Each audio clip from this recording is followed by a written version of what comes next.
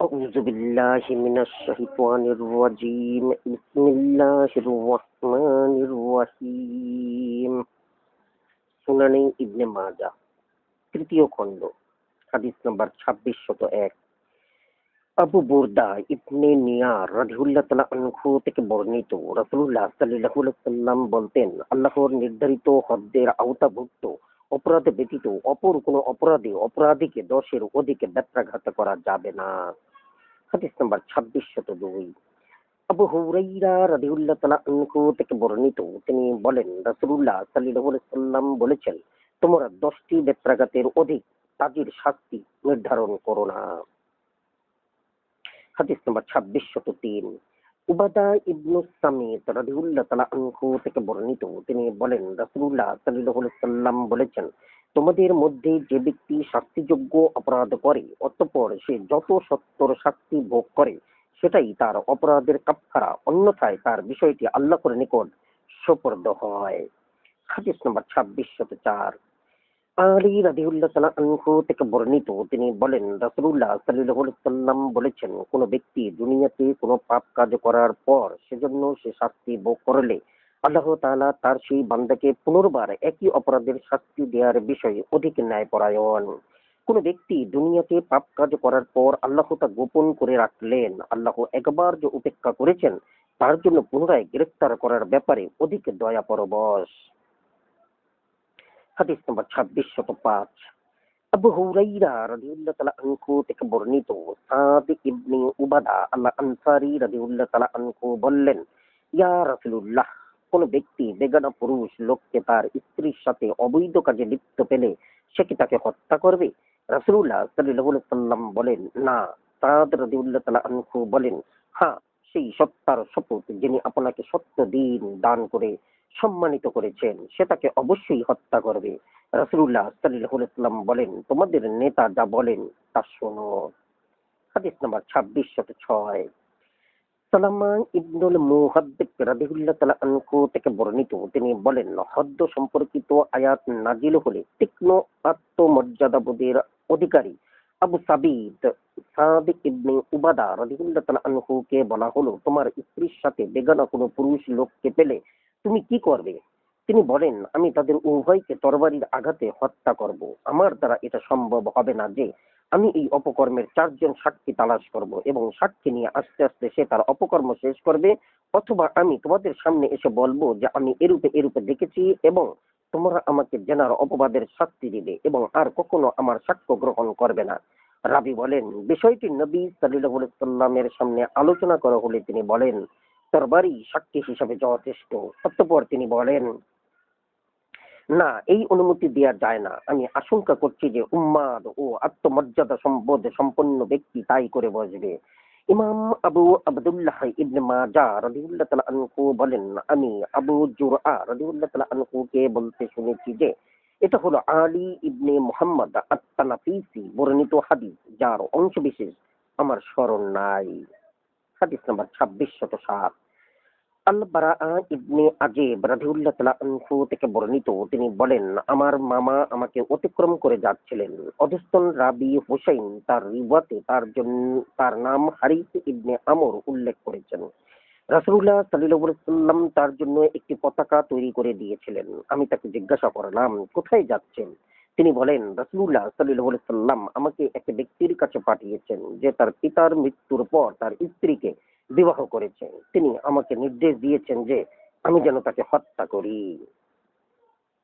হাদিস নাম্বার 2608 মুয়াবিয়া ইবনে কুররা রাদিয়াল্লাহু তাআলা আনহু থেকে তার পিতার সূত্রে বর্ণিত, তিনি বলেন, এক ব্যক্তি তার পিতার স্ত্রীকে বিবাহ করলে রাসূলুল্লাহ সাল্লাল্লাহু আলাইহি ওয়াসাল্লাম তাকে হত্যা করার জন্য এবং তার সমস্ত মালপত্র নিয়ে নেয়ার জন্য আমাকে পাঠান। হাদিস নাম্বার 2609 ইবনে আব্বাস রাদিয়াল্লাহু তাআলা আনহু থেকে বর্ণিত, তিনি বলেন, রাসূলুল্লাহ সাল্লাল্লাহু আলাইহি ওয়াসাল্লাম বলেছেন, যে ব্যক্তি নিজের পিতা ব্যতীত অন্যের সাথে জন্মসূত্র স্থাপন করে অথবা নিজের মনিব ব্যতীত অন্যকে মনিব বানায় তার উপর আল্লাহ ফেরেশতাকুল ও সকল মানুষের অভিসম্পাত। হাদিস নম্বর 2610 আবু উসমান আন-নাহদি রাদিয়াল্লাহু তাআলা আনহু থেকে বর্ণিত, তিনি বলেন, আমি সাদ রাদিয়াল্লাহু তাআলা আনহু ও আবু বকরা রাদিয়াল্লাহু তাআলা আনহুকে বলতে শুনেছি এবং তাদের প্রত্যেককেই বলেছেন আমার উভয় কান শুনেছে এবং আমার অন্তর মুখস্থ রেখেছে যে মুহাম্মদ সাল্লাল্লাহু আলাইহি ওয়াসাল্লাম বলেছেন, যে ব্যক্তি সজ্ঞানে নিজের পিতাকে বাদ দিয়ে অন্য লোককে বাপ বলে পরিচয় দেয়, জান্নাত তার জন্য হারাম। হাদিস নাম্বার 2611। আব্দুল্লাহ ইবনে আমর রাদিয়াল্লাহু তাআলা আনহু থেকে বর্ণিত, তিনি বলেন রাসূলুল্লাহ সাল্লাল্লাহু আলাইহি সাল্লাম বলেছেন, যে ব্যক্তি নিজের পিতাকে বাদ দিয়ে অপর ব্যক্তিকে বাপ বলে পরিচয় দেয় সে জান্নাতের সুবাসটুকুও পাবে না, অথচ 500 বছরের দূরত্ব থেকে জান্নাতের সুবাস পাওয়া যাবে। হাদিস নম্বর 2612। আশআস ইবনে কায়েস রাদিয়াল্লাহু তাআলা আনহু থেকে বর্ণিত, তিনি বলেন আমি কিন্দা গোত্রের প্রতিনিধি দলের সাথে রাসূলুল্লাহ সাল্লাল্লাহু আলাইহি ওয়াসাল্লামের নিকট আসলাম। তারা কিন্দা গোত্র আমাকে তাদের মধ্যে শ্রেষ্ঠ মনে করত। আমি বললাম, ইয়া রাসূলুল্লাহ, আপনারা কি আমাদের অন্তর্ভুক্ত নন? তিনি বলেন, আমরা বানু নাদর ইবনে কিনানার বংশধর। আমরা আমাদের মাতার প্রতি অপবাদ আরোপ করি না এবং আমাদের পিতৃপুরুষ থেকেও পৃথক হই না। রাবি বলেন, এরপর থেকে আশআস ইবনে কায়েস রাদিয়াল্লাহু তাআলা আনহু বলতেন, যে ব্যক্তি কুরাইশ গোত্রের কোন লোককে নাদর ইবনে কিনানা গোত্রভুক্ত নয় বলে দাবি করবে, আমি অবশ্যই তাকে কাজাফ এর শাস্তি দিব। হাদিস নাম্বার 2613। সফওয়ান ইবনে উমাইয়া রাদিয়াল্লাহু তাআলা আনহু থেকে বর্ণিত, তিনি বলেন আমরা রাসূলুল্লাহ সাল্লাল্লাহু আলাইহি ওয়াসাল্লামের নিকট উপস্থিত থাকতেই তার নিকট আমর ইবনে মুররা রাদিয়াল্লাহু তাআলা আনহু এসে বলল, ইয়া রাসূলুল্লাহ, আল্লাহ আমার কপালে দুর্ভাগ্য লিখে দিয়েছেন। আমি আমার হাতের এই দফ ঢোল বাজানো ছাড়া আমার রিজিক প্রাপ্তির আর কোনো পথ দেখি না। অতএব আপনি আমাকে নির্দোষ সঙ্গীতের অনুমতি দিন। রাসূলুল্লাহ সাল্লাল্লাহু আলাইহি ওয়াসাল্লাম বলেন, আমি তোমাকে অনুমতিও দিব না এবং তোমাকে সম্মানিত করে তোমার চোখও শীতল করব না। হে আল্লাহর দুশমন, তুমি মিথ্যা বলেছ।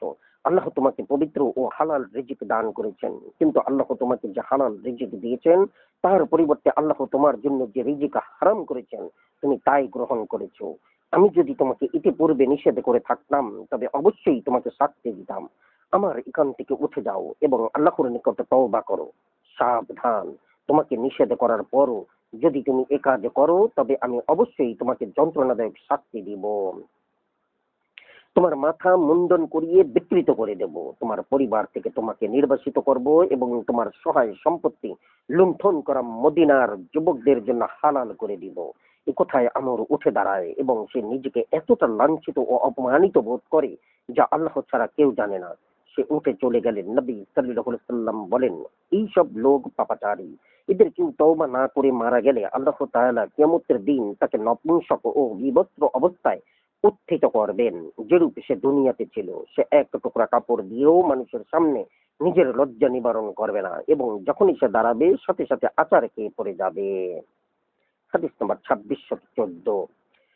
উম্মু সালামা রাদিয়াল্লাহু তাআলা আনহু থেকে বর্ণিত, নবী সাল্লাল্লাহু আলাইহি ওয়াসাল্লাম তার ঘরে প্রবেশ করলেন। তিনি এক নপুংসককে আব্দুল্লাহ ইবনে আবু উমাইয়াকে বলতে শুনলেন, আল্লাহ যদি আগামীতে তাইফে বিজয় দান করেন তবে আমি তোমাকে এমন এক নারীকে দেখাবো যে 4 বাজে সামনে আসে এবং 8 বাজে পিছনে যায়। নবী সাল্লাল্লাহু আলাইহি ওয়াসাল্লাম বললেন, এদেরকে তোমাদের ঘর থেকে বের করে দাও। রক্তপণ। হাদিস নম্বর 2615।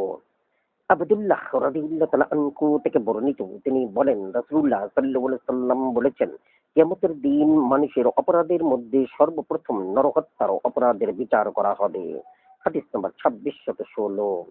আব্দুল্লাহ রাদিয়াল্লাহু তাআলা আনহু থেকে বর্ণিত, তিনি বলেন রাসূলুল্লাহ সাল্লাল্লাহু আলাইহি সাল্লাম বলেছেন, কোন মানুষ অন্যায়ভাবে নিহত হলেই তার পাপের একটি অংশ আদম আলাইহিস সালাম এর প্রথম সন্তানের কাবিলের আমলনামায় যোগ হয়, কারণ সেই সর্বপ্রথম নরহত্যার প্রচলন করেছিল।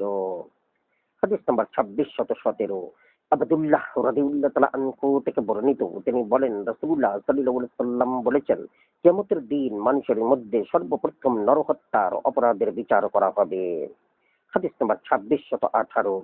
উকবা ইবনে আমির আল জুহানি রাদিয়াল্লাহু তাআলা আনহু থেকে বর্ণিত, তিনি বলেন রাসূলুল্লাহ সাল্লাল্লাহু আলাইহি সাল্লাম বলেছেন, যে ব্যক্তি আল্লাহর সাথে এমত অবস্থায় সাক্ষাৎ করবে যে সে আল্লাহর সাথে কোনো কিছু শরীক করেনি এবং অন্যায়ভাবে কাউকে হত্যা করেনি, সে জান্নাতে প্রবেশ করবে। হাদিস নম্বর 2619।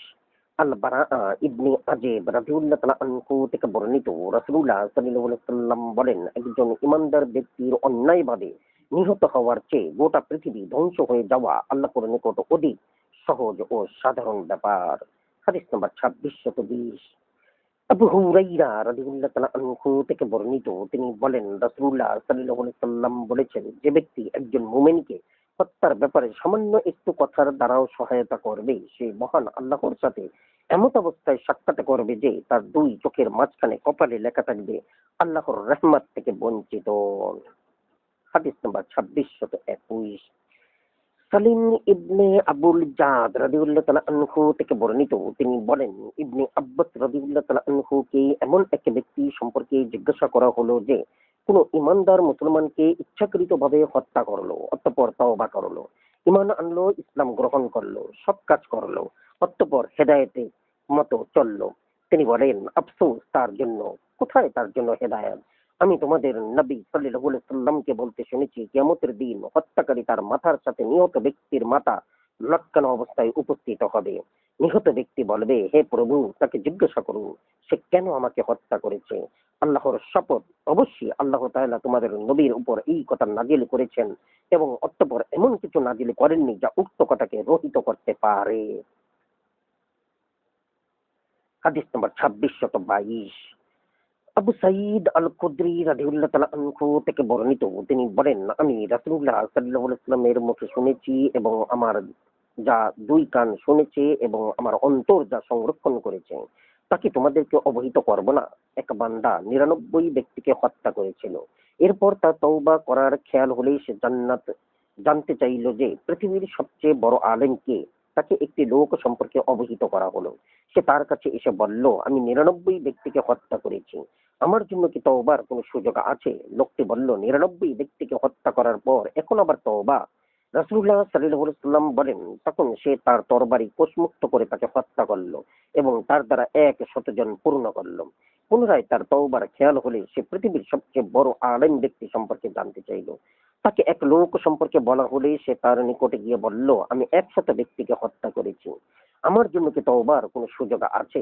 রাসূলুল্লাহ সাল্লাল্লাহু আলাইহি ওয়াসাল্লাম বলেন, সেই লোকটি বলল, তোমার জন্য আফসোস, তোমার এবং তওবার মধ্যে কি প্রতিবন্ধক হতে পারে? তুমি যে নিকৃষ্ট জনপদে আছো সেখান থেকে রওনা হয়ে উত্তম জনপদে অমুক অমুক জনপদে যাও, সেখানে গিয়ে তোমার রবের ইবাদত করো। তারপর সে সেই উত্তম জনপদের উদ্দেশ্যে যাত্রা করল। পথিমধ্যে তার মৃত্যু এসে উপস্থিত হলো। তখন তার ব্যাপারে রহমতের ফেরেশতা ও আযাবের ফেরেশতা বিবাদে লিপ্ত হলো। ইবলিস বলল, আমি তার উপযুক্ত হকদার, সে মুহূর্তের জন্য আমার অবাধ্য হয়নি। রাসূলুল্লাহ সাল্লাল্লাহু আলাইহি ওয়াসাল্লাম বলেন, রহমতের ফেরেশতা বললেন, সে অনুতপ্ত হয়ে যাত্রা করেছে। রাসূলুল্লাহ সাল্লাল্লাহু আলাইহি ওয়াসাল্লাম বলেন, তখন মহামহিম আল্লাহ একজন ফেরেশতা পাঠান। উভয় ফেরেশতা তার কাছে মামলা রুজু করেন। মীমাংসকারী ফেরেশতা বললেন, তোমরা দেখো উভয় জনপদের যেটি তার নিকটবর্তী তাকে সেই জনপদের অন্তর্ভুক্ত করো। কাতাদা রাদিয়াল্লাহু তাআলা আনহু বলেন, হাসান রাদিয়াল্লাহু তাআলা আনহু আমাদের নিকট একথাও বর্ণনা করেছেন যে তার মৃত্যু এসে গেলে সে হামাগুড়ি দিয়ে উত্তম জনপদের নিকটবর্তী হয়ে গেল এবং নিকৃষ্ট জনপদ থেকে দূরে সরে গেল। তাই ফেরেশতাগণ তাকে উত্তম জনপদের বাসিন্দাদের অন্তর্ভুক্ত করেন। হাদিস নম্বর 2622। ১। আবুল আব্বাস ইবনে আবদুল্লাহ ইবনে ইসমাইল আল বাগদাদি আফফান হাম্মাম রাদিয়াল্লাহু তাআলা আনহু সূত্রে পূর্বোক্ত হাদিসের অনুরূপ বর্ণিত হয়েছে। হাদিস নম্বর 2623। আবু সুরায়াহ আল কুজাই রাদিয়াল্লাহু তাআলা আনহু থেকে বর্ণিত, তিনি বলেন, রাসূলুল্লাহ সাল্লাল্লাহু আলাইহি ওয়াসাল্লাম বলেছেন, যার কেউ নিহত হয় অথবা যাকে আহত করা হয় তার ৩টি বিকল্প বিষয়ের যে কোনো একটি গ্রহণ করার ইখতিয়ার আছে। সে চতুর্থটি গ্রহণ করতে চাইলে তোমরা তার উভয় হাত ধরে রাখো, তাকে বাধা দাও। সে হত্যাকারীকে হয় হত্যা করবে অথবা ক্ষমা করবে অথবা দিয়াত ও আর্থিক ক্ষতিপূরণ গ্রহণ করবে। যে ব্যক্তি এই ৩টি বিকল্পের কোনো একটি গ্রহণ করার পর আরো কিছু অতিরিক্ত দাবি করবে তার জন্য রয়েছে জাহান্নামের আগুন, সেখানে সে স্থায়ী হবে। হাদিস নম্বর 2624। আবু হুরাইরা রাদিয়াল্লাহু তাআলা আনহু থেকে বর্ণিত, তিনি বলেন, রাসূলুল্লাহ সাল্লাল্লাহু আলাইহি ওয়াসাল্লাম বলেছেন, যার কেউ নিহত হয় তার ২টি বিকল্প ব্যবস্থার যে কোনো একটি গ্রহণের এখতিয়ার রয়েছে। হত্যাকারীকে কিসাস স্বরূপ হত্যা করা হবে অথবা ফিদিয়া দিয়াত আদায় করা হবে। হাদিস নম্বর 2625। জায়েদ ইবনে দৌমাইরা রাদিয়াল্লাহু তাআলা আনহু থেকে বর্ণিত, আমার পিতা ও আমার চাচা আমাকে হাদিস শুনিয়েছেন এবং তারা উভয়ই রাসূলুল্লাহ সাল্লাল্লাহু আলাইহি ওয়াসাল্লামের সাথে হুনাইনের যুদ্ধে অংশগ্রহণ করেছিলেন। তারা উভয়ে বলেন, রাসূলুল্লাহ সাল্লাল্লাহু আলাইহি ওয়াসাল্লাম জোহরের নামাজ পড়ার পর একটি গাছের নিচে বসলেন। তখন আকরা ইবনে হাবিস তার সামনে দাঁড়ালেন। তিনি ছিলেন খিন্দিক গোত্রের নেতা। তিনি নিহত মুহাল্লিম ইবনে সামার কিসাসের দাবি উত্থাপন করলেন। অপরদিকে উয়াইনা ইবনে হিসনও দাঁড়িয়ে আমির ইবনে আদবাত আল আশজাইর কিসাসের দাবি উত্থাপন করেন। নবী সাল্লাল্লাহু আলাইহি ওয়াসাল্লাম বলেন, তোমরা দিয়াত গ্রহণ করো। তারা তা অস্বীকার করলো। তখন লাইস গোত্রের মুকাইতিল নামক এক ব্যক্তি দাঁড়িয়ে বলল, ইয়া রাসূলুল্লাহ, আল্লাহর শপথ, ইসলামের বিজয় যুগে এই হত্যার দৃষ্টান্ত হলো সেই মেষপালের মতো, যা পানি পান করতে আসলে তার প্রতি তার নিক্ষিপ্ত হলো এবং ভয়ে শেষের মেষটি পর্যন্ত পলায়ন করলো। নবী সাল্লাল্লাহু আলাইহি ওয়াসাল্লাম বলেন, আমাদের সফরে থাকা অবস্থায় এখানে তোমরা 50টি উট পাবে এবং মদিনায় প্রত্যাবর্তনের পর 50টি উট পাবে। অতএব তারা দিয়াত গ্রহণ করলো। হাদিস নম্বর 2626। আমর ইবনে শুয়াইব রাদিয়াল্লাহু তাআলা আনহু থেকে পর্যায়ক্রমে তার পিতা ও তার দাদার সূত্রে বর্ণিত। তিনি বলেন, রাসূলুল্লাহ সাল্লাল্লাহু আলাইহি ওয়াসাল্লাম বলেছেন, কোন ব্যক্তি কাউকে ইচ্ছাকৃতভাবে হত্যা করলে তাকে নিহত ব্যক্তির অভিভাবকদের নিকটে সোপর্দ করা হবে। তারা ইচ্ছা করলে তাকে হত্যা করবে অথবা ইচ্ছা করলে দিয়াত গ্রহণ করবে।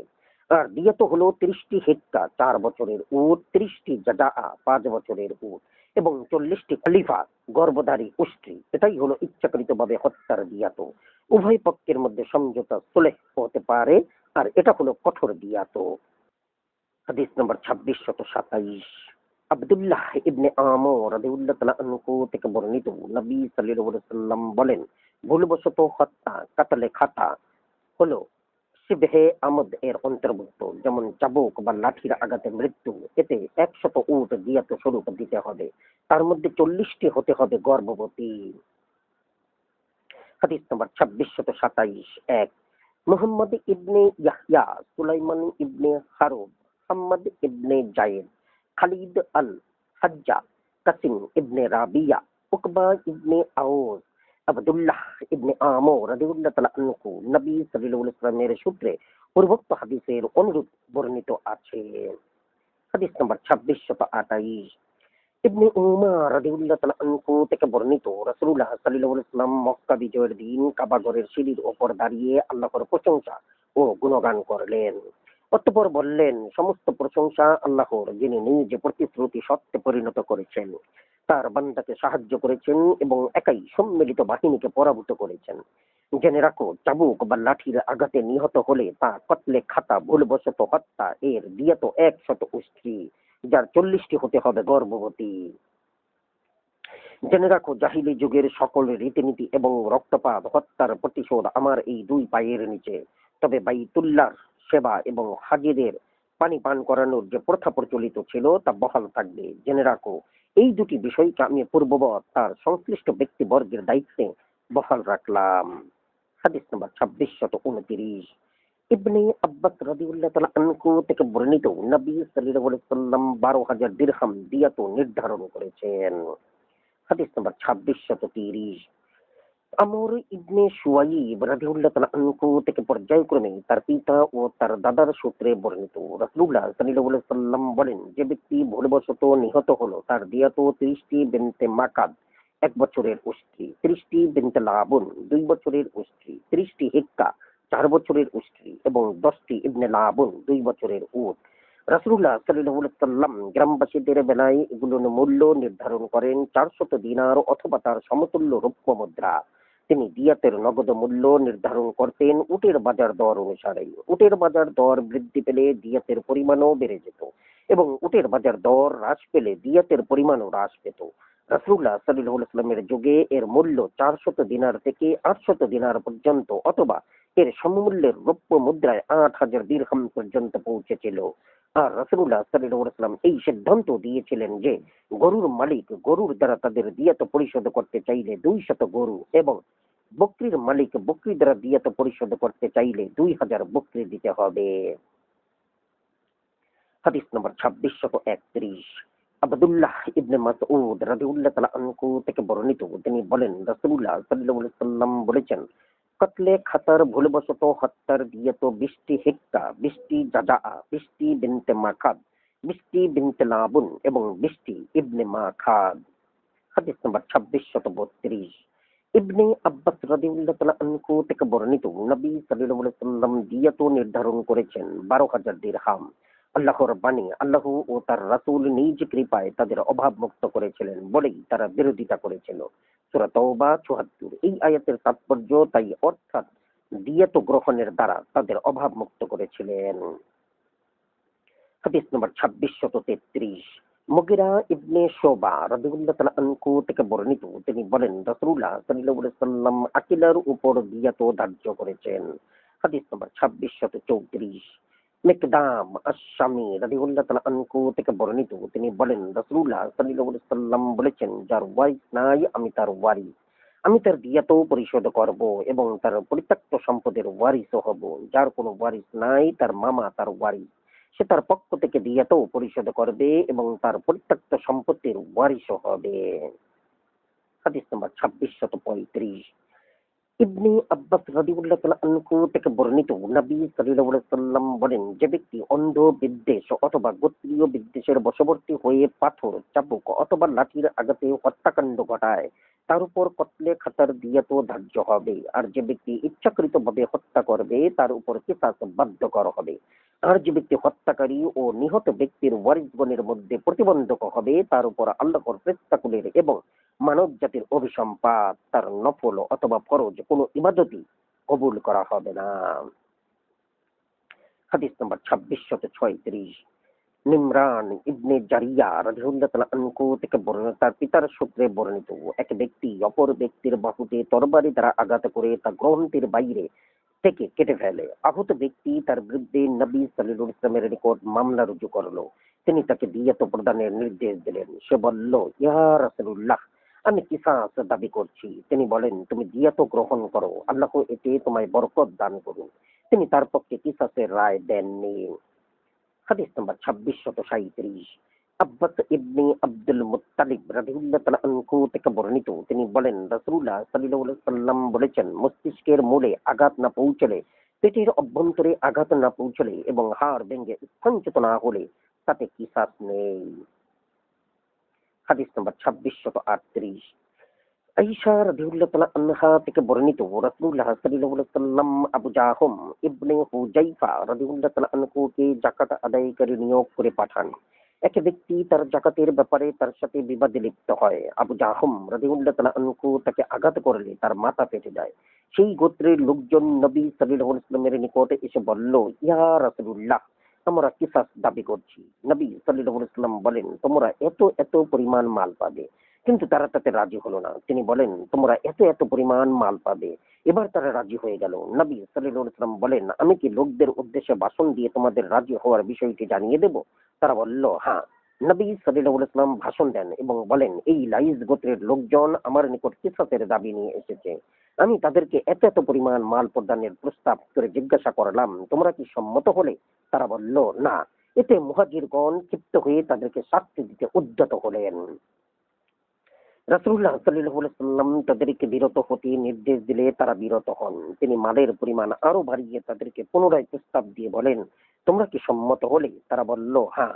তিনি বলেন, আমি কি লোকদের উদ্দেশ্যে ভাষণ দিয়ে তাদেরকে তোমাদের মতো সম্মত হওয়ার বিষয়টি জানিয়ে দেব? তারা বলল, হ্যাঁ। অতএব নবী সাল্লাল্লাহু আলাইহি ওয়াসাল্লাম ভাষণ দিলেন। অতঃপর জিজ্ঞাসা করলেন, তোমরা কি সম্মত হয়েছো? তারা বলল, হ্যাঁ। ইমাম ইবনে মাজাহ রাদিয়াল্লাহু তাআলা আনহু বলেন, আমি মুহাম্মদ ইবনে ইয়াহইয়া রাদিয়াল্লাহু তাআলা আনহুকে বলতে শুনেছি, এই হাদিসটি বর্ণনার ক্ষেত্রে মামার নিঃসঙ্গ। তিনি ছাড়া অপর কেউ এটি রিওয়ায়াত করেছেন কিনা তা আমার জানা নেই। হাদিস নম্বর 2639। আবু হুরায়রা রাদিয়াল্লাহু তাআলা আনহু থেকে বর্ণিত, তিনি বলেন রাসূলুল্লাহ সাল্লাল্লাহু আলাইহি ওয়াসাল্লাম গর্ভস্থ ভ্রূণের দিয়াত বাবদ একটি ক্রীতদাস অথবা একটি ক্রীতদাসী নির্ধারণ করেন। তিনি যার উপর দিয়াত ধার্য করেন সে বলল, আমরা কি এমন মানুষের দিয়াত দিব যে না পান করেছে, না চিৎকার করেছে, আর না শব্দ করে কেঁদেছে? এর রক্ত দিয়াত তো বাতিল, অর্থহীন। রাসূলুল্লাহ সাল্লাল্লাহু আলাইহি ওয়াসাল্লাম বলেন, লোকটি তো কবি সুলভ কথা বলেছে। ভ্রূণের জন্য একটি কৃতদাস অথবা একটি কৃতদাসী দিয়াত স্বরূপ দিতে হবে। হাদিস নম্বর 2640, মিসওয়ার ইবনে মাকরামা রাদিয়াল্লাহু তাআলা আনহু থেকে বর্ণিত, তিনি বলেন, আঘাতের কারণে কোন নারীর গর্ভপাত হলে তার ব্যাপারে উমর ইবনুল খাত্তাব রাদিয়াল্লাহু তাআলা আনহু লোকজনের পরামর্শ তলব করলেন। মুগিরা ইবনে শোবা রাদিয়াল্লাহু তাআলা আনহু বলেন, আমি রাসূলুল্লাহ সাল্লাল্লাহু আলাইহি ওয়াসাল্লামের নিকট উপস্থিত থাকা অবস্থায় তিনি এই ক্ষেত্রে একটি কৃতদাস অথবা একটি কৃতদাসী দিয়াত স্বরূপ ধার্য করেছেন। উমর রাদিয়াল্লাহু তাআলা আনহু বলেন, তোমার কথার একজন সমর্থক উপস্থিত করো। তখন মুহাম্মদ ইবনে মাসলামা রাদিয়াল্লাহু তাআলা আনহু তার কথা সমর্থন করলেন। হাদিস নাম্বার 2641, ইবনে আব্বাস রাদিয়াল্লাহু তাআলা আনহু থেকে বর্ণিত, ওমর ইবনুল খাত্তাব রাদিয়াল্লাহু তাআলা আনহু লোকজনের নিকট গর্ভস্থ ভ্রূণের দিয়াতের ব্যাপারে রাসূলুল্লাহ সাল্লাল্লাহু আলাইহি ওয়াসাল্লামের ফয়সালা জানতে চাইলেন। তখন হামল ইবনে মালিক ইবনে নাবিগা রাদিয়াল্লাহু তাআলা আনহু উঠে দাঁড়িয়ে বলেন, আমি আমার দুই স্ত্রীর মাঝখানে ছিলাম। তাদের একজন তাঁবুর কিলক দ্বারা অপরজনকে আঘাত করে তার গর্ভস্থ ভ্রূণকেও তাকে হত্যা করে। রাসূলুল্লাহ সাল্লাল্লাহু আলাইহি ওয়াসাল্লাম তাকে হত্যা করার এবং গর্ভস্থ ভ্রূণের দিয়াত স্বরূপ একটি কৃতদাস প্রদানের নির্দেশ দেন। হাদিস নম্বর 2642, সাইয়্যিদ ইবনুল মুসাইয়্যিব রাদিয়াল্লাহু তাআলা আনহু থেকে বর্ণিত, উমর রাদিয়াল্লাহু তাআলা আনহু বলতেন, দিয়াত আকিলার প্রাপ্য এবং স্ত্রী উত্তরাধিকার সূত্রে তার স্বামীর দিয়াত থেকে কিছুই পাবে না। তার এই রায়ের কথা জানতে পেরে আদ-দাহহাক ইবনে সুফিয়ান রাদিয়াল্লাহু তাআলা আনহু তাকে লিখে পাঠান যে নবী সাল্লাল্লাহু আলাইহি ওয়াসাল্লাম আশআম আদ-দিবাবির স্ত্রীকে তার স্বামীর দিয়াত থেকে উত্তরাধিকার সত্ত্ব দান করেছেন। হাদিস নম্বর 2643, উবাদা ইবনু সামিত রাদিয়াল্লাহু তাআলা আনহু থেকে বর্ণিত, নবী সাল্লাল্লাহু আলাইহি ওয়াসাল্লাম হামল ইবনে মালিক আল-হুজালি আল-লিহয়ানিকে তার স্ত্রীর দিয়াত থেকে ওয়ারিসি সত্ত্ব দান করেন, যাকে তার অপর স্ত্রী হত্যা করেছিল। হাদিস নম্বর 2644, আমর ইবনে শুয়াইব রাদিয়াল্লাহু তাআলা আনহু থেকে পর্যায়ক্রমে তার পিতা ও তার দাদার সূত্রে বর্ণিত, রাসূলুল্লাহ সাল্লাল্লাহু আলাইহি ওয়াসাল্লাম ফয়সালা দেন যে দুই আহলে কিতাব সম্প্রদায় অর্থাৎ ইহুদি ও নাসারাদের দিয়াত হবে মুসলমানদের দিয়াতের অর্ধেক। হাদিস নম্বর 2645, আবু হুরায়রা রাদিয়াল্লাহু তাআলা আনহু থেকে বর্ণিত, রাসূলুল্লাহ সাল্লাল্লাহু আলাইহি ওয়াসাল্লাম বলেন, হত্যাকারী নিহতের ওয়ারিস হবে না। হাদিস নম্বর 2646, আমর ইবনে শুয়াইব রাদিয়াল্লাহু তাআলা আনহু থেকে বর্ণিত, মুদলিজ গোত্রীয় আবু কাতাদা নামক এক ব্যক্তি নিজ পুত্রকে হত্যা করে। উমর রাদিয়াল্লাহু তাআলা আনহু তার থেকে 100 উট আদায় করেন, যার মধ্যে ছিল 30টি হেক্কা, 30টি জাদাআ এবং 40টি গর্ভবতী উষ্ট্রী। অতঃপর তিনি বললেন, নিহতের ভাই কোথায়? আমি রাসূলুল্লাহ সাল্লাল্লাহু আলাইহি ওয়াসাল্লামকে বলতে শুনেছি, হত্যাকারীর জন্য নিহতের উত্তরাধিকার সত্ত্ব নাই।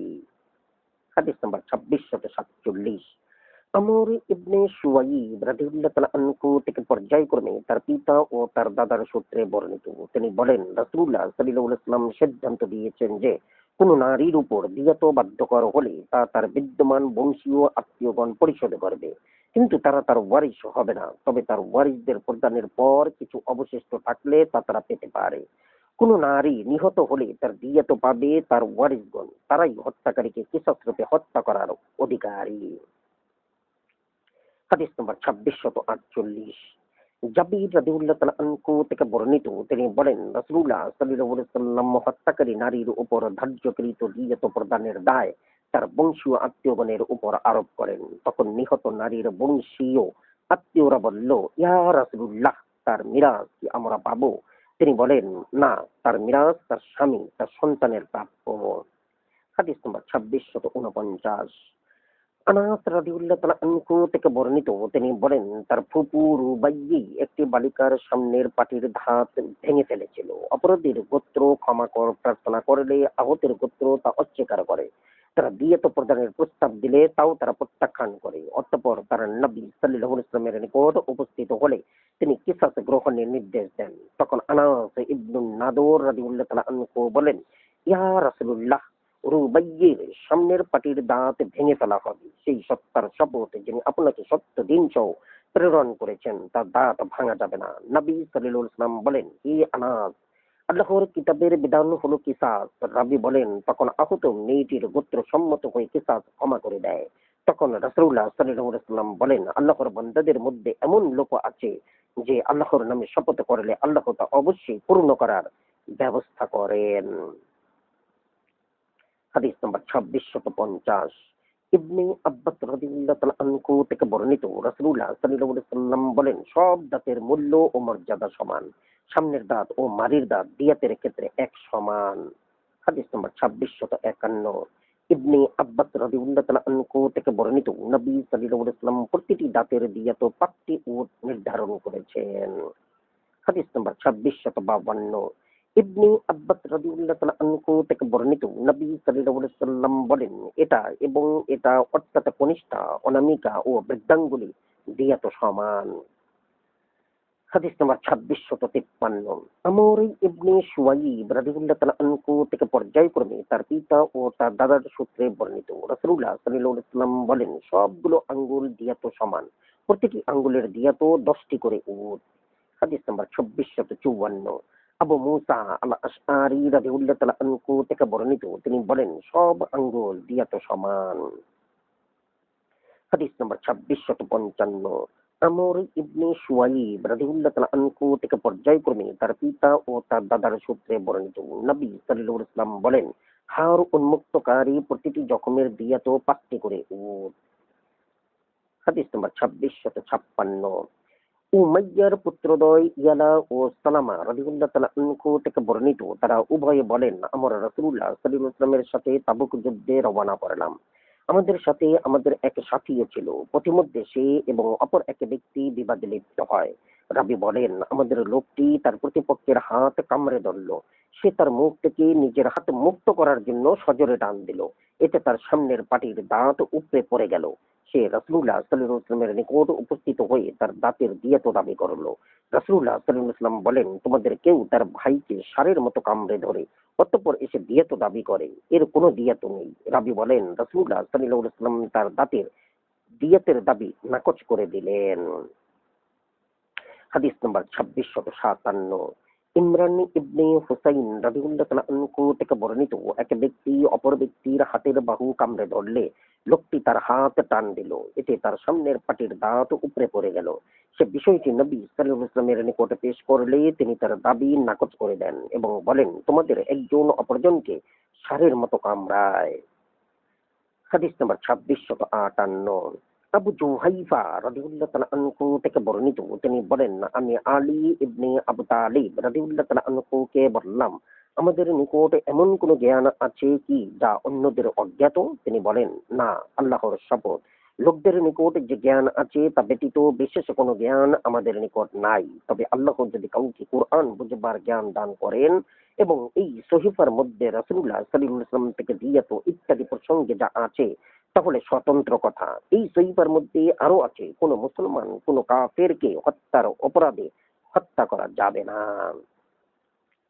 হাদিস নম্বর 2659।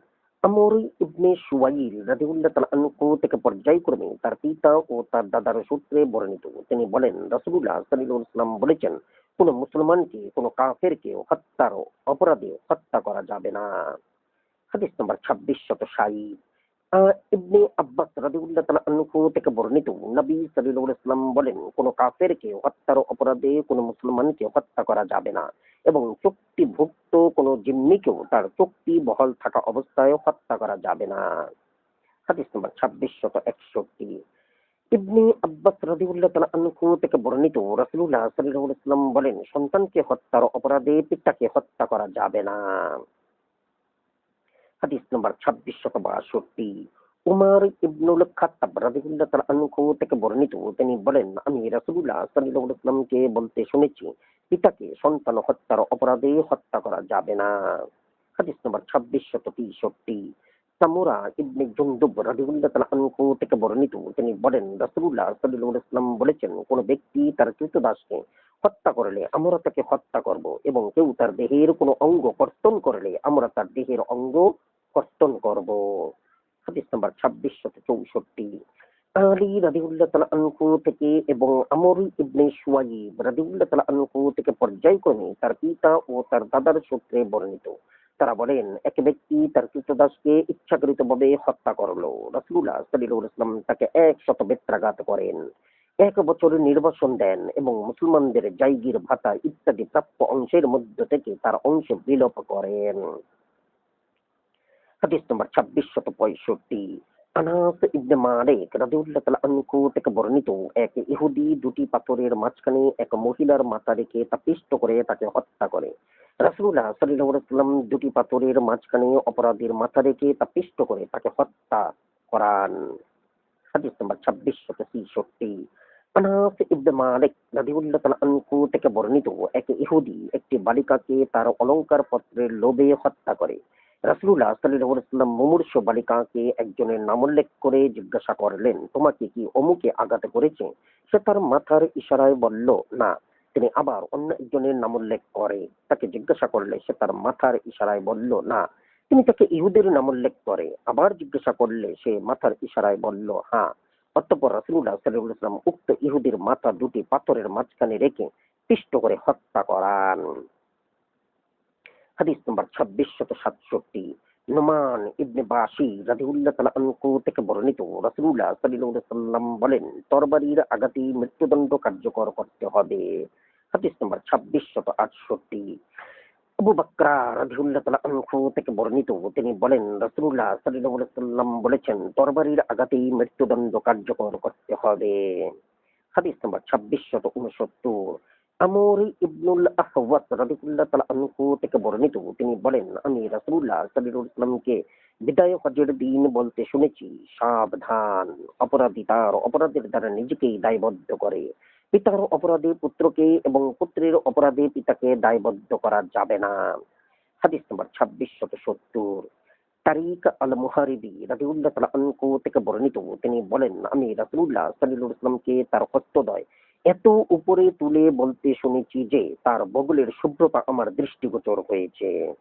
সাবধান, সন্তানের অপরাধে মাকে অভিযুক্ত করা যাবে না। সাবধান, সন্তানের অপরাধে মাকে অভিযুক্ত করা যাবে না। হাদিস নম্বর 2671।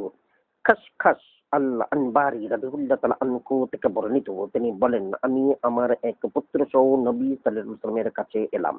তিনি বলেন, তোমার অপরাধীর প্রতিশোধ তার থেকে নেওয়া যাবে না এবং তার অপরাধের প্রতিশোধ তোমার থেকে নেওয়া যাবে না। হাদিস নম্বর 2672। উসামা ইবনে শারিক রাদিয়াল্লাহু তাআলা আনহু থেকে বর্ণিত, তিনি বলেন, রাসূলুল্লাহ সাল্লাল্লাহু আলাইহি ওয়াসাল্লাম বলেছেন, একজনের অপরাধের জন্য অপরজনকে দায়বদ্ধ করা যাবে না। হাদিস নাম্বার 2673। আবু হুরায়রা রাদিয়াল্লাহু তাআলা আনহু থেকে বর্ণিত, তিনি বলেন, রাসূলুল্লাহ সাল্লাল্লাহু আলাইহি ওয়াসাল্লাম বলেছেন, পশুর আঘাতে দণ্ড নেই, খনিতে দণ্ড নেই এবং কূপে পড়াতে দণ্ড নেই। হাদিস নাম্বার 2674। আমর ইবনে আউফ রাদিয়াল্লাহু তাআলা আনহু থেকে বর্ণিত, তিনি বলেন, আমি রাসূলুল্লাহ সাল্লাল্লাহু আলাইহি ওয়াসাল্লামকে বলতে শুনেছি, পশুর আঘাতে দণ্ড নেই এবং খনিতে দণ্ড নেই। হাদিস নাম্বার 2575। 2675।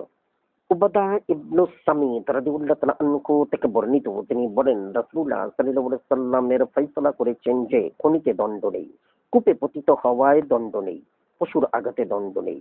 পশু বলতে গৃহপালিত গবাদি পশু ইত্যাদি বোঝায়। দণ্ড নেই অর্থাৎ ক্ষতিপূরণ আদায় করা যাবে না। হাদিস নম্বর 2676। আবু হুরাইরা রাদিয়াল্লাহু তাআলা আনহু থেকে বর্ণিত, তিনি বলেন, রাসূলুল্লাহ সাল্লাল্লাহু আলাইহি ওয়াসাল্লাম বলেছেন, আগুনে পতিত হওয়ায় দণ্ড নেই এবং কূপে পতিত হওয়ারও দণ্ড নেই। হাদিস নম্বর 2677। তাহলে ইবনে আবু হাতমা রাদিয়াল্লাহু তাআলা আনহু থেকে বর্ণিত, তাকে তার কওমের কয়েকজন সম্ভ্রান্ত লোক জানিয়েছেন যে আবদুল্লাহ ইবনে সাহল এবং মুহাইয়াসা দুর্ভিক্ষের শিকার হয়ে খাইবার এলাকায় গেলেন। অতঃপর মুহাইয়াসার নিকট লোক মারফত খবর পৌঁছল যে আবদুল্লাহ ইবনে সাহলকে হত্যা করে তার লাশ খাইবারের একটি গর্তে অথবা একটি কূপে নিক্ষেপ করা হয়েছে। মুহাইয়াসা রাদিয়াল্লাহু তাআলা আনহু ইহুদীদের নিকট গিয়ে বললেন, আল্লাহর শপথ, তোমরাই তাকে হত্যা করেছো।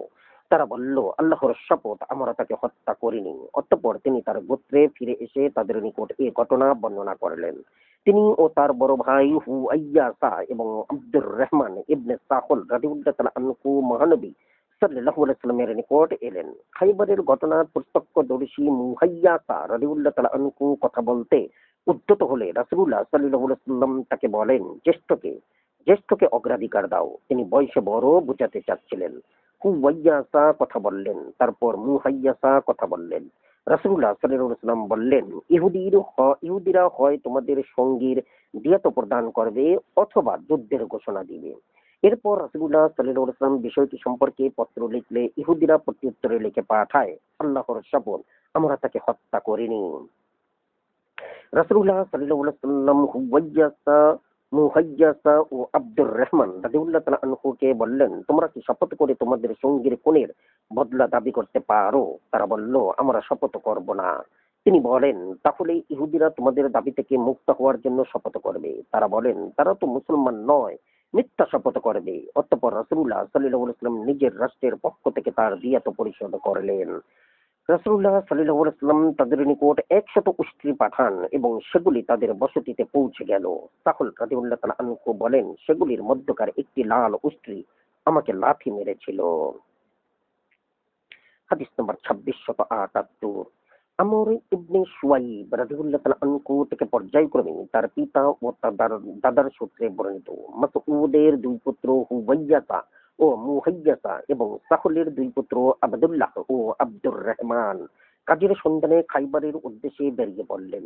আবদুল্লাহর শত্রুতার শিকার হয়ে নিহত হলে বিষয়টি রাসূলুল্লাহ সাল্লাল্লাহু আলাইহি ওয়াসাল্লামকে জানানো হলো। তিনি বলেন, তোমরা কি শপথ করে দিয়াতের অধিকারী হবে? তারা বলল, ইয়া রাসূলুল্লাহ, আমরা তো ঘটনাস্থলে উপস্থিত ছিলাম না, আমরা কিভাবে শপথ করব? তিনি বলেন, তাহলে ইহুদিরা শপথ করে তোমাদের থেকে দায়মুক্ত হয়ে যাবে। তারা বলল, ইয়া রাসূলুল্লাহ, তাহলে তারা তো তোমাদের ধ্বংস করে ফেলবে। রাবী বলেন, রাসূলুল্লাহ সাল্লাল্লাহু আলাইহি ওয়াসাল্লাম নিজের পক্ষ থেকে তার দিয়াত পরিশোধ করেন। হাদিস নম্বর 2679। সালামা ইবনে রাওহ ইবনে জানবা রাদিয়াল্লাহু তাআলা আনহু থেকে তার দাদার সূত্রে বর্ণিত। তিনি তার এক গোলামকে নিবীর্য করে রাসূলুল্লাহ সাল্লাল্লাহু আলাইহি ওয়াসাল্লামের নিকট এলেন। নবী সাল্লাল্লাহু আলাইহি ওয়াসাল্লাম তাকে এই অঙ্গহানির কারণে দাসত্ব মুক্ত করে দিলেন। হাদিস নাম্বার 2680। আমর ইবনে শুয়াইব রাদিয়াল্লাহু তাআলা আনহু থেকে পর্যায়ক্রমে তার পিতা ও তার দাদার সূত্রে বর্ণিত। তিনি বলেন, এক ব্যক্তি চিৎকার করতে করতে নবী সাল্লাল্লাহু আলাইহি ওয়াসাল্লামের নিকট উপস্থিত হলো। রাসূলুল্লাহ সাল্লাল্লাহু আলাইহি ওয়াসাল্লাম তাকে জিজ্ঞাসা করেন, তোমার কি হয়েছে? সে বলল, আমার মনিব আমাকে তার এক দাসীকে চুমা দিতে দেখে আমার পুরুষাঙ্গ কেটে ফেলেছে। নবী সাল্লাল্লাহু আলাইহি ওয়াসাল্লাম বলেন, লোকটিকে আমার নিকট নিয়ে এসো, কিন্তু তাকে অনুসন্ধান করে পাওয়া গেল না। রাসূলুল্লাহ সাল্লাল্লাহু আলাইহি ওয়াসাল্লাম বলেন, যাও, তুমি স্বাধীন। সে বলল, ইয়া রাসূলুল্লাহ, কে আমাকে সাহায্য করবে? রাবী বলেন, সে বলেছিল, আপনি মনে করেন আমার মনিব যদি আমাকে ছিনিয়ে নিয়ে আবার গোলাম বানায়? রাসূলুল্লাহ সাল্লাল্লাহু আলাইহি ওয়াসাল্লাম বলেন, তোমাকে সাহায্য করা প্রত্যেক মুমিন মুসলমানের কর্তব্য। হাদিস নম্বর 2681। আব্দুল্লাহ রাদিয়াল্লাহু তাআলা আনহু থেকে বর্ণিত। তিনি বলেন, রাসূলুল্লাহ সাল্লাল্লাহু আলাইহি ওয়াসাল্লাম বলেছেন, হত্যাকারীদের মধ্যে ঈমানদার হত্যাকারীগণ অপেক্ষাকৃত উত্তম। হাদিস নম্বর 2682। আব্দুল্লাহ রাদিয়াল্লাহু তাআলা আনহু থেকে বর্ণিত। তিনি বলেন, রাসূলুল্লাহ সাল্লাল্লাহু আলাইহি ওয়াসাল্লাম বলেছেন, মানুষের মধ্যে অপেক্ষাকৃত নিরপরাধ হত্যাকারী হলো ঈমানদারগণ। হাদিস নম্বর 2683। ইবনে আব্বাস রাদিয়াল্লাহু তাআলা আনহু থেকে বর্ণিত। নবী সাল্লাল্লাহু আলাইহি ওয়াসাল্লাম বলেন, মুসলমানদের জীবনের মূল্য এক সমান। তারা বিজাতীয় শত্রুর বিরুদ্ধে একটি হাত স্বরূপ একতাবদ্ধ। তাদের একজন সাধারণ লোকও অপরকে তাদের নিরাপত্তার গ্যারান্টি দিতে পারে। তাদের দূরবর্তী ব্যক্তিও গনিমতে শরিক হবে, সেনানায়ক যদি তাকে অন্যত্র কোনো প্রয়োজনে পাঠিয়ে থাকে। হাদিস নাম্বার 2684। মাকেল ইবনে ইয়াসার রাদিয়াল্লাহু তাআলা আনহু থেকে বর্ণিত। তিনি বলেন, রাসূলুল্লাহ সাল্লাল্লাহু আলাইহি ওয়াসাল্লাম বলেছেন, মুসলমানগণ অন্যদের বিজাতীয় শত্রুর বিরুদ্ধে একটি হাত স্বরূপ। তাদের জীবনের মূল্য এক সমান। হাদিস নাম্বার 2685। আমর ইবনে শুয়াইব রাদিয়াল্লাহু তাআলা আনহু থেকে পর্যায়ক্রমে তার পিতা ও তার দাদার সূত্রে বর্ণিত। তিনি বলেন, রাসূলুল্লাহ সাল্লাল্লাহু আলাইহি ওয়াসাল্লাম বলেছেন, সকল মুসলমান তাদের বিজাতীয় শত্রুর বিরুদ্ধে এক হাত স্বরূপ ঐক্যবদ্ধ। তাদের সকলের জান ও মাল সমান মর্যাদা সম্পন্ন। মুসলিম সমাজের একজন সাধারণ লোক তাদের পক্ষ থেকে অন্যকে আশ্রয় দিতে পারে। মুসলমানদের দূরবর্তী ব্যক্তিও তাদের গনিমতে শরিক হবে। হাদিস নম্বর 2686। আব্দুল্লাহ ইবনে আমর রাদিয়াল্লাহু তাআলা আনহু থেকে বর্ণিত, তিনি বলেন রাসূলুল্লাহ সাল্লাল্লাহু আলাইহি ওয়াসাল্লাম বলেছেন, যে ব্যক্তি চুক্তিবদ্ধ অমুসলিম জিম্মিকে হত্যা করবে সে জান্নাতের ঘ্রাণও পাবে না, অথচ তার সুগন্ধ অবশ্যই 40 বছরের দূরত্ব থেকেও পাওয়া যায়। হাদিস নম্বর 2687।